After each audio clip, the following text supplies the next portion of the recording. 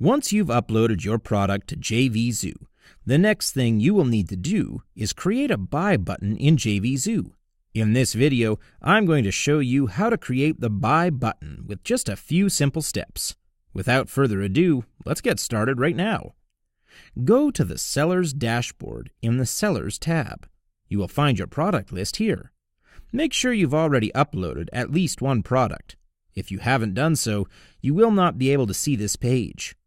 In this video, you are looking at a rather mature account. I've already uploaded a number of products. For demonstration purposes, I'm going to single out one of my products. I am How to Pack. Click on Buy Buttons and wait for it to load. When the page is loaded, you will see that there are a few options of buy buttons with the codes below it. Pick one and copy and paste the code to your sales page. And that's all there is to it. Thanks for watching.